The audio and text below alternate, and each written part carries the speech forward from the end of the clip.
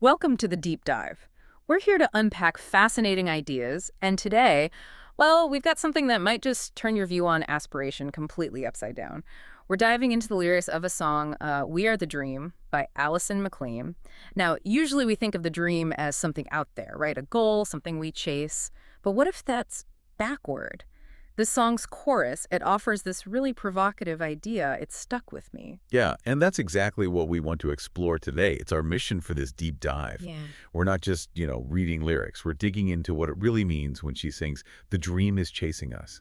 Yeah. This isn't just clever poetry. It's like a fundamental rethink of how we connect with our desires, our goals, even how we find ourselves. We think you'll have a few aha moments by the end, maybe challenging some core beliefs about, well, living meaningfully. Okay, let's jump right in then. That core paradox in the chorus. It says, we are not chasing a dream. The dream is chasing us. We are not living the dream. The dream is living us. That's a big reversal, isn't it? We're always told, go get it, hunt it down. But here, the dream is the one doing the work, seemingly. Does that mean we just sit back? Or is it something else? That's the million-dollar question, Yeah. right? And it gets to the core of why this is so interesting. It redefines that relationship. It's not about surrendering agency, I think, but shifting where we place our attention. Mm-hmm. Usually a dream is like a trophy, something external we grab. But these lyrics, they frame the dream as this active internal force, almost innate. And that line, "the dream is living us," wow, that suggests it's not just a goal, it's part of our very fabric, like an internal code maybe, something shaping us from within. An internal code. I like that. An internal blueprint. That's powerful. So instead of scrambling to find purpose, like it's lost somewhere out there, it suggests purpose is already inside us, like baked in. The job then becomes less about frantic searching and more about self-awareness, Yeah. alignment, uncovering it. Exactly. Uncovering, not acquiring. That shift could be huge for people feeling that pressure, that anxiety of, am I missing my dream? Mm-hmm. It empowers you to trust something internal like a compass. It's almost as if the dream is constantly there, pushing outwards, wanting to express itself through us if we just listen. Yeah, if we allow it. So it's a move from external striving to internal listening, deep listening. Precisely. And it's not passive surrender. It's an active alignment with that inherent truth. We're still using our agency, but redirecting it. We move from chasing things outside to cultivating the inside so the dream can emerge. It changes what success even means, doesn't it? Not just achieving, but maybe embodying. So for you listening, how does this make you feel about your own goals? Does it make you rethink what's actually driving you? Or maybe, what is you? That difference between acquiring and embodying. Yeah, that's key. And building on that internal listening, the song then gets into this really evocative verse. We are the dream that whispers in the darkness. Okay, so we go from the dream chasing us to it just whispering. That feels different, subtler. And in the darkness, what's that about? Is it meant to be scary or something else? Sounds a bit mysterious.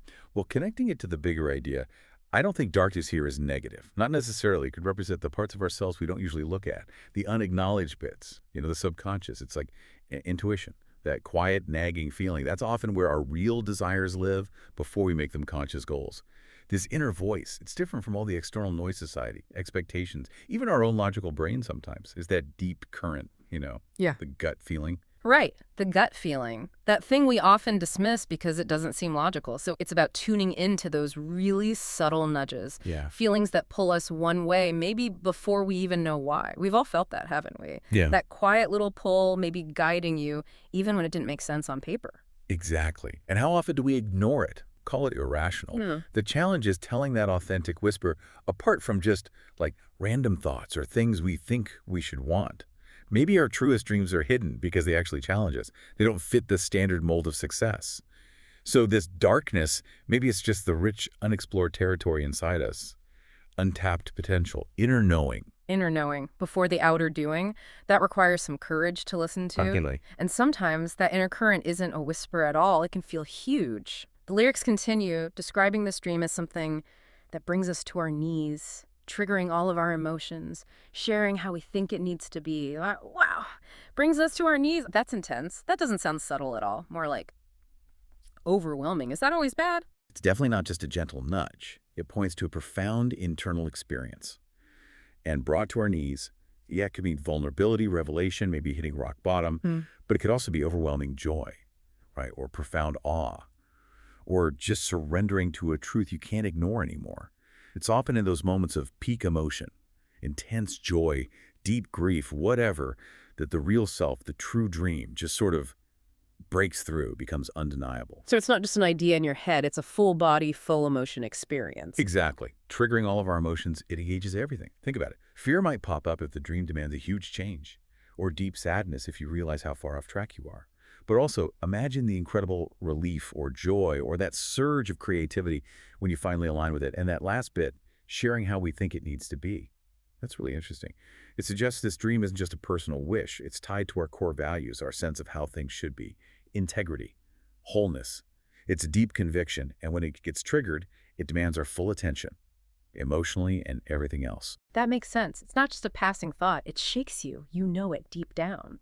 Like those life moments, a sudden urge to quit a job or an undeniable feeling about someone. It hits you with real force. So for you listening, think about those times. Moments of intense feeling, vulnerability. What truths did they reveal about what you really want or what you believe needs to change? Were those signals from your inner dream? Those are often the pivot points, aren't they? When clarity cuts through the noise, precisely because our emotions are fully engaged, it's when we feel the cost of not listening. And speaking of clarity, the second verse seems to shift gears a bit. It moves towards reflection, maybe. It says, merely reminds us in reflection the stillness between the breeze, a beautiful gift to experience of where we are not at peace. So the dream shifts from this intense trigger to something quieter, found in reflection. What's the stillness between the breeze about? How does that connect to peace? Yeah, this is about integrating it all. The stillness between the breeze. It's a lovely image, isn't it? It represents those moments of quiet, deliberate pauses in the rush of life. Meditation, maybe, or just quiet time. It's in those moments, the lulls, that the dream's message, which might have felt like a huge emotional wave before, can become, well, clearer. More understandable. The whisper, the knee-buckling emotion, it starts to make sense in the quiet. So the dream here acts like a mirror reflecting our inner state. Okay, a mirror. And what's it showing us? It shows us where we are not at peace. That's the key insight here. The dream acts like a diagnostic tool. It highlights our inner conflict, our misalignment, where we're out of sync with our true selves, or that inner blueprint we talked about. Think about that nagging feeling about your job, or unease in a relationship, or just feeling like something's off, even if things look good on the surface. Those are signals. The dream, your internal compass, is pointing out the dissonance.